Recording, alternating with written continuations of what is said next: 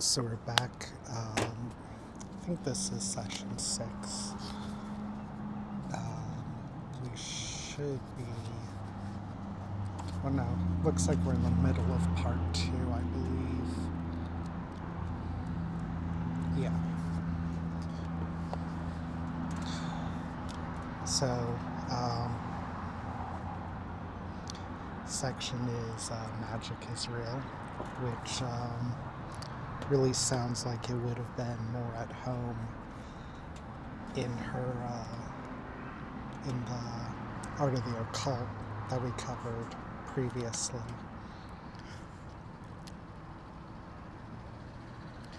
Sweeping tales of legendary and epic fantasy characters adventure through worlds of unsolvable riddles and magical metamorphoses where the impossible is possible, reality is fluid, and magic is real. Magic is a fundamental building block of fantasy worlds, and artists drawn to the fantastical are well acquainted with the enchantments to be found in these spaces. Canvases awash with cryptic immortals, mystical portals, fabulous creatures, extraordinary beasts, chimerical monsters, and anthropomorphic objects.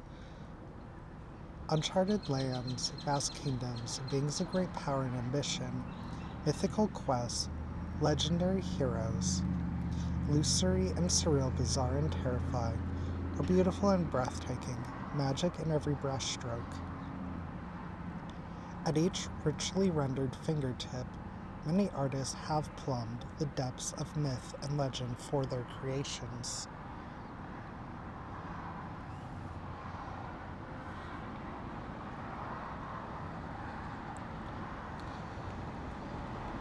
Just as many have borne these astonishing fancies from within the magics of their own dreams and imaginations.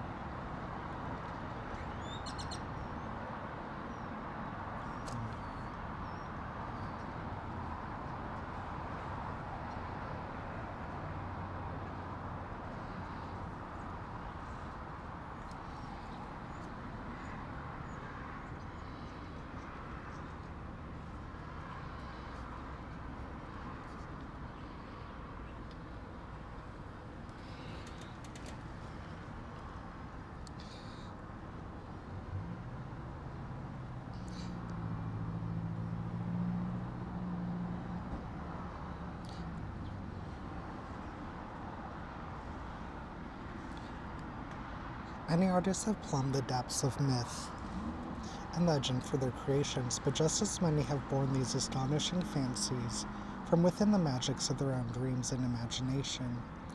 Beardy wizards arm-waving, babbling arcane incantations, battling in a crumbling old keep, with wands of oak and ash, directing spells that defy the laws of space and time as we know them. Why, that could be Merlin for Arthurian legend, or Middle-earth's Gandalf, or a wholly new wizardling wonder conjured forth from the artist's own subconscious. These archetypes transcend medium, whether it be the page, the screen, the easel, or the stage of one's midnight brainwaves. Whether born with it or it was bestowed as a divine favor, whether it was learned the hard way or stolen the easy way. There's nothing more thrilling than seeing our favorite artists portraying our favorite magic wielders in action. The spectacular conjurations and enchantments that they dazzle us with. No matter how those powers came to be. Alchemists brewing and stewing in the doodles of illuminated medieval manuscripts, wizened astrologers reading the mystical maps of the stars, or colorful cavorting depictions of the zodiac in Renaissance art, witchly enchanters charming pre-Raphaelites, such as Waterhouse or Sandys, symbolist sorcerers such as Redon summoning the lush and morbid, or surrealist artists like Ernst and Varro, blurring the boundaries of the mundane and the magical through dreams and explorations of the unconscious mind. The glimmering magic of Golden Age illustrators' fairy tale enchantments and the lurid glamour and dynamism of pulpy mid-century sword and sorcery art. Through every era and movement,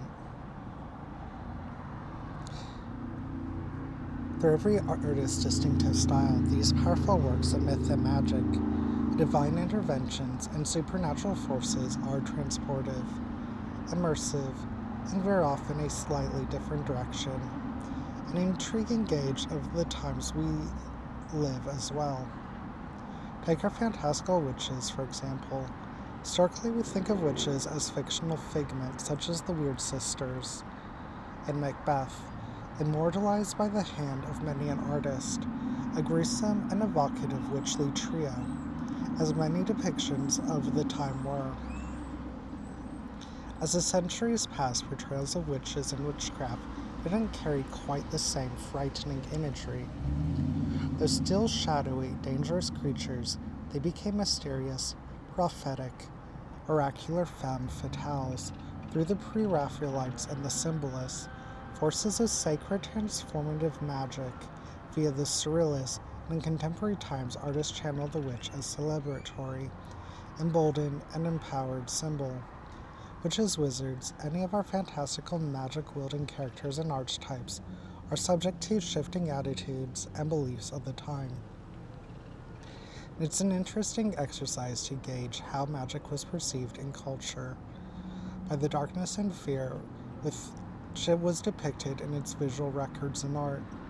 Every world, be it a story between the pages of the book, a quest in your weekly Dungeons & Dragons game, the epic drama unfolding on the big screen of the cinema, or the vast, never-ending and always dreaming realm of the artist's imagination. The inclusion of magic adds that wondrous vital spark of the fabulous and fantastical. We crave the impossibility and wonder of the magical, and the art we love, whatever form it may take, simply wouldn't be the same without it.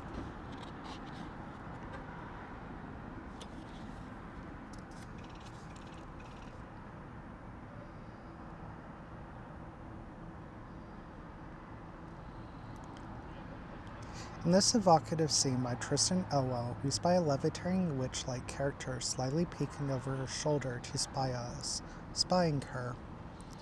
A cat cleverly bats at a mouse, and in a circle of symbols on the floor, an on-off button in the foreground gives us a chinky wink. Though it resembles a somewhat archaic ad for witchy help desk support in PC Plus magazine. This is a book cover for Curses Incorporated and Other Stories, a book of short stories by Vivian van Velde, where one can learn firsthand just what magic spells, enchantments, and curses really can do.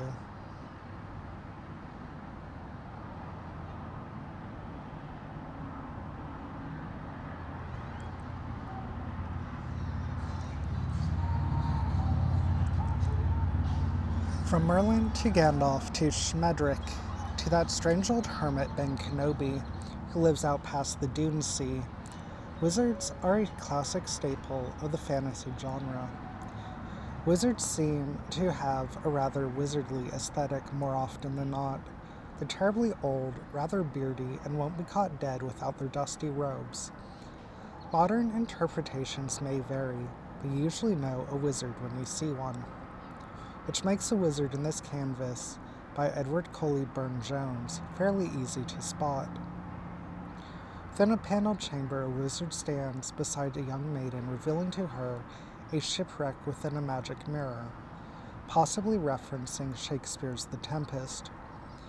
Art historians believe that this looming magus is the artist in his younger years, while the young maiden is said to have been modeled on the daughter of his primary patron, William Graham.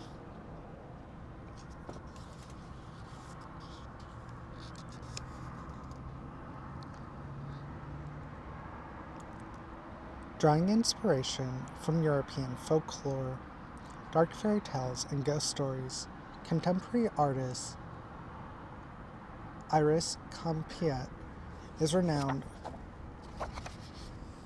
for her patronly explorations of unknown realms brimming with fantastical creatures and beings. Fearless Celtic goddess of war, death, and fate, the Morrigan, is rendered with sober brilliance by Cumpiet, with a grim but wry expression on the deity's face, and a shadowy crow-like nod to her shapeshifter nature.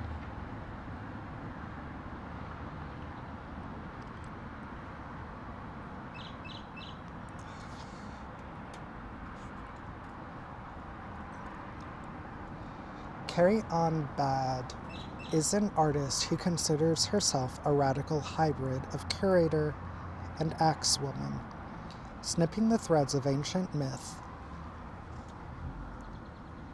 and slicing through the archaic pages of art history. She returns to these haunting moments to reclaim them for contemporary sensibilities, building original collages that become fierce parables, which then serve as still-life models for fantastical oil paintings, such as this far-seeing many-eyed visionary. Visionary seers and oracles can see things hidden from others, veiled paths and possibilities where others see solid walls. They also have the ability to peer into the future, or some even speak for the gods. These individuals often act as guides along a journey, although whether for good or ill depends on who they are advising, and of course their own ambiguous agenda.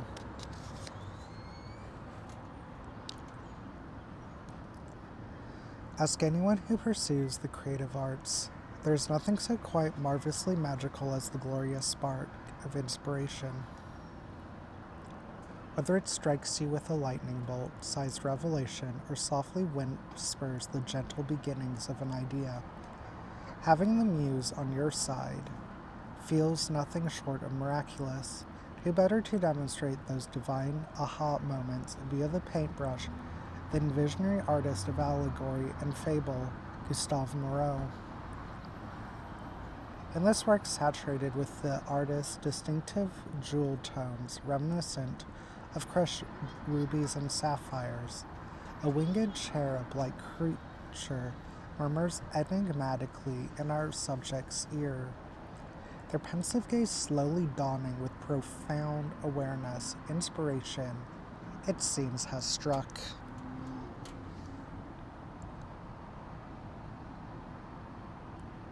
Certainly seems to be a situation of be careful what you wish for.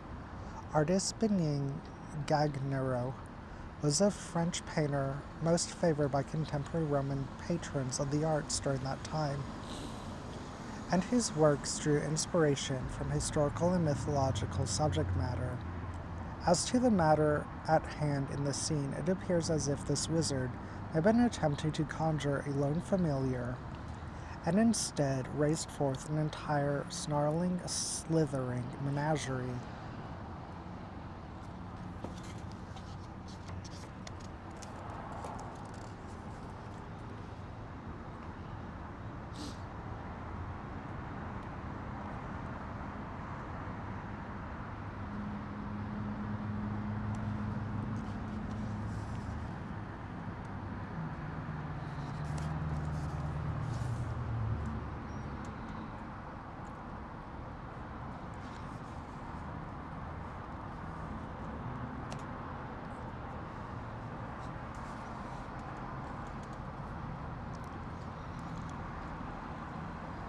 This impossibly splendid twosome, bedecked in the glittering and exquisite finery of the fairy court, was envisioned by Madeleine Jean Lemaire, an exceptionally successful French painter in watercolor whose focus honed in on elegant portraits, genre works, and flowers. In fact, it is believed that during her lifetime she created hundreds, quite possibly thousands of paintings of flowers and other plants. Alexandre Dumas Fils is noted to have said that only God created more roses than Madeleine Lemaire. One must imagine then that the subjects in this painting hail from the most extraordinary of fairy floral kingdoms.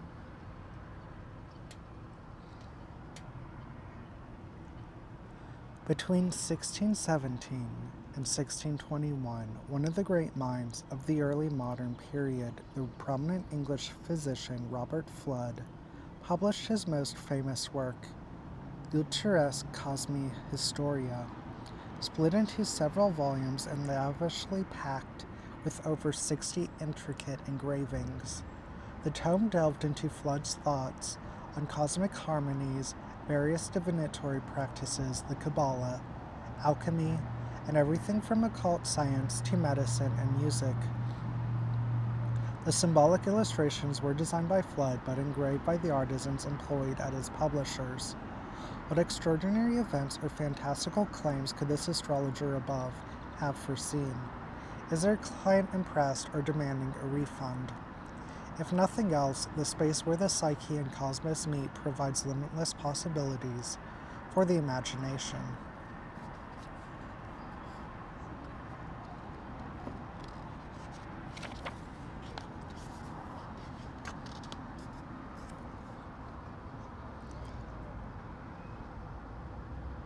A Magic Circle by Waterhouse. A lone figure gazes steadily into the vaporous pillar of smoke, rising skyward from the glowing depths of a cauldron. While resolutely tracing close, a faintly glimmering circle in the earth. Behind them, with the wooden wand, a conspiracy of ravens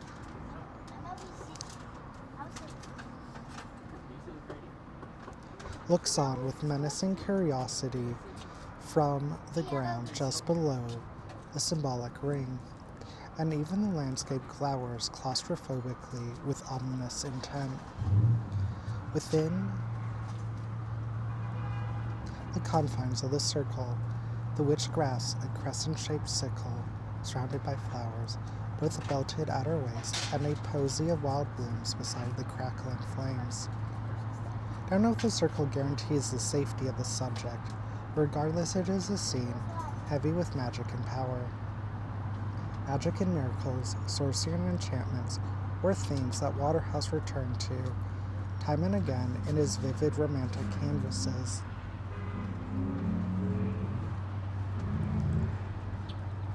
The women of the pre-Raphaelite movement are generally thought of as models and muses. It is sadly overlooked that many of them were gifted and accomplished painters in their own right, and essential to the success of the movement. Both a talented artist and muse of the pre-Raphaelite painters, Maurice Bartali Stillman established an art career for herself, with works awash in harmonious colors and evocative atmospheres. Drawing inspiration from medieval and mythical subjects, her style brims with thoughtful details and a keen eye for the charms of nature, elements which combine to coalesce on this canvas, wherein two sumptuously attired figures conjure up a love potion in the rich, dappled sunlight of an autumn afternoon.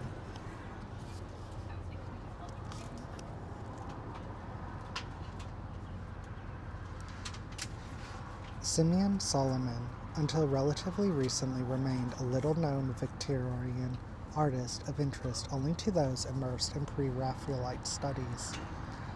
Over the past 30 years, increased interest in the pre-Raphaelites and aesthetes have generated a resurgence of information on one of the dreamiest Victorian artists you've likely never heard of. Solomon was an artistic wunderkind in a family of prominent artists, a child prodigy who showed at the Royal Academy in London aged 18. He continued on as an influential young painter to become a vital associate of the pre-Raphaelite movement. His career cut short in scandal. Outed and ostracized by society, he worked in isolation and obscurity, turning to alcoholism and eventually dying in poverty in a workhouse, was unapologetic about who he was and creating his art until the very end. In this year we observe the somber mysticism and sensitive contemplation so frequently seen in this remarkable artist's works.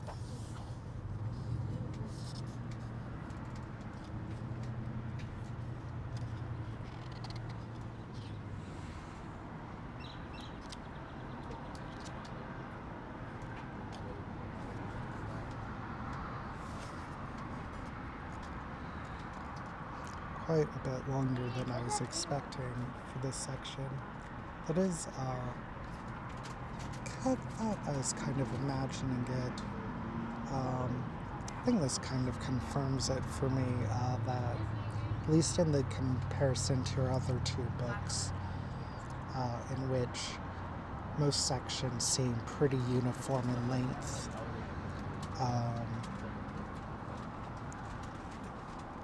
this one's varies quite a bit.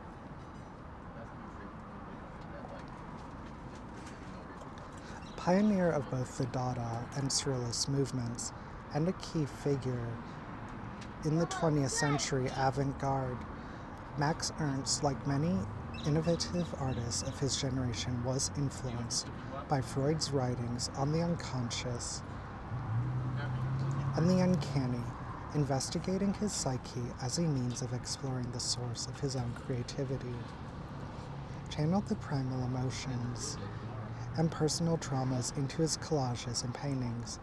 Seeking safe haven from the Nazis, Ernst painted The Witch, the same year he departed Europe for New York.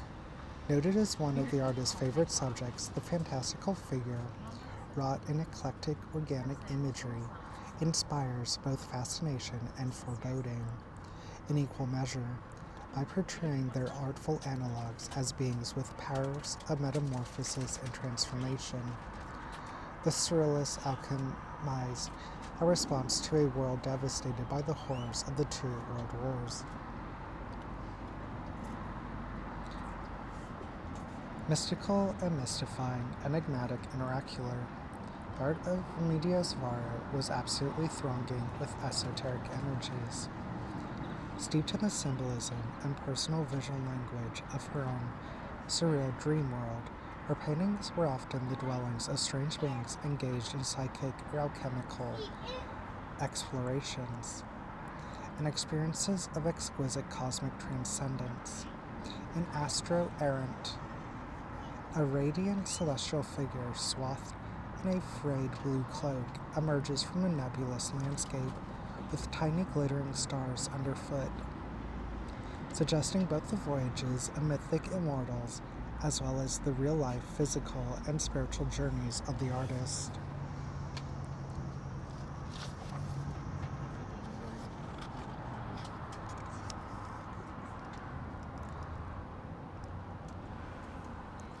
Perhaps best known for his avant-garde symbolist drawings and lithographs in the late 19th century, Rodin was adept at giving expression to the obscured and imperceptible. His visions were concerned with the supernatural and the extraordinary. Cloaked soft shadows and steeped in poetry, Rodin conjured forth all manner of disquieting enigmas in the first half of his career. Although later his work took a dramatic turn to color, in this penumbral work of various charcoal, his smoldering smoky effect, we spy on the workings of a sorceress peering into their cauldron, fondling the eye socket of a skull, while a disembodied demon head looks on dispassionately from the coals.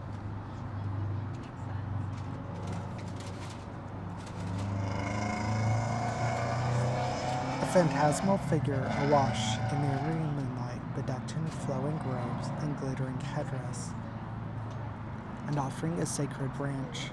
Labus is a mystical figure from Czech mythology. One of three magical sisters, she was blessed with wisdom and the power of prophecy, and foretold and founded the city of Prague in the 8th century. She is depicted here in a moment of dramatic majesty by Karel Vítězslav Masek, a Czech painter, architect, illustrator, and art professor, active during the Art Nouveau movement in Europe, and had a significant influence on later artists such as Gustav Klimt.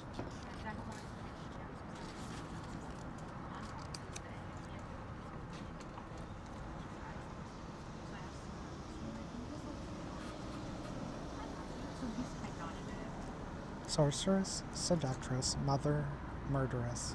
When you peel away the layers and the labels of the mythological Medea, though a descendant of the sun god possessing magical powers and more than mortal, was also a woman scorned and betrayed.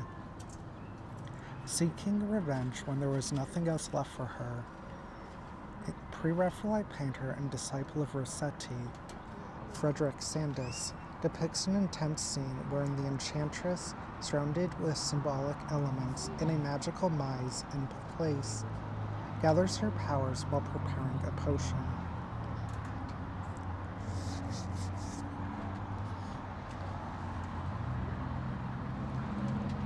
A blood-curdling and darkly twisty relensing of the Snow White fairy tale rivalry between a princess and her stepmother.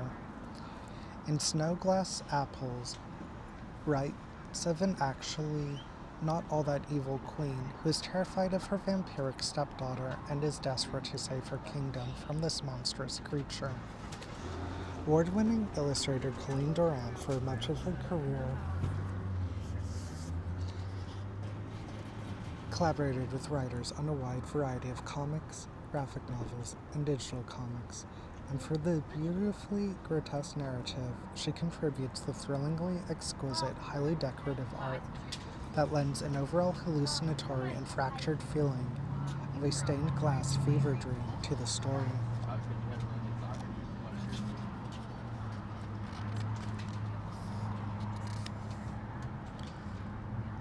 In the burnished autumn twilight of Iris, by John Atkinson Grimshaw, we happen upon a scene of rare enchantment, wonder, and beauty.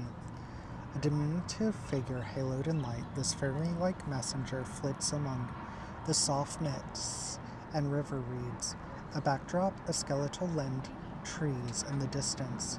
Her crystalline wings are filigreed with a kaleidoscopic opalescence, reminiscent of a rainbow's aura, recalling another Iris, goddess of multicolored prismatic spectrums of color from Greek mythology.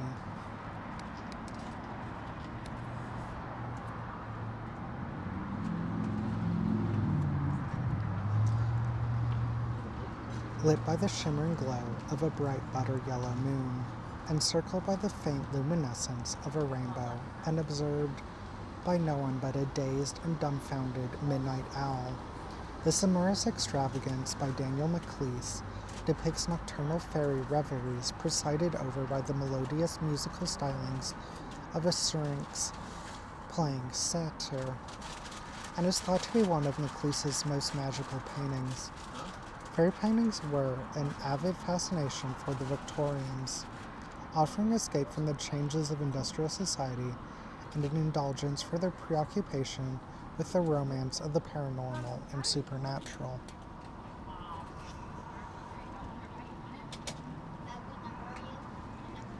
The contemporary Polish artist known as Mr. Werewolf brings to life bucolic pastoral landscapes with a twist. Inspired by history, folktales, and myths, and the wildness of nature, these imaginings take the form of idyllic Eastern European countrysides, with a dash of fantastical darkness, monsters, and menace, and often beset by futuristic anachronism, either playful or horrifying effect. Though the visual story above would appear firmly rooted in some version of the past, the young woman gazing wistfully skyward past a grazing herd of carefree cows definitely has her set sight on a witchier future and might just be mapping out her next career move.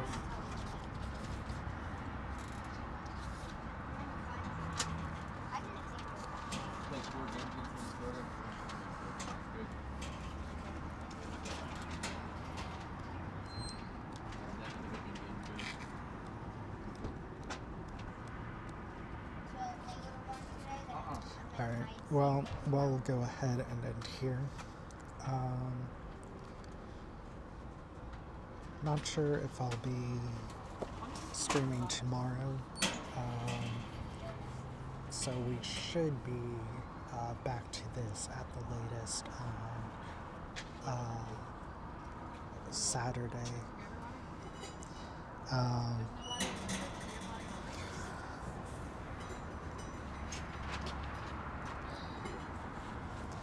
But yeah, I did enjoy this section. It did sort of overlap a fair bit. I think the last section as well. Um, they did overlap a fair bit with her um, um,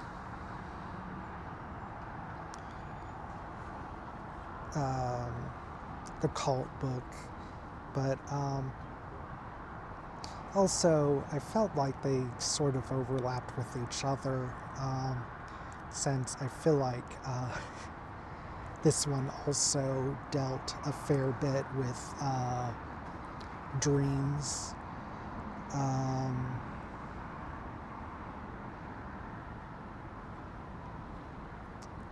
but yeah, despite a bit of thematic muddling, I did enjoy both of them. But yeah, that'll be it for today.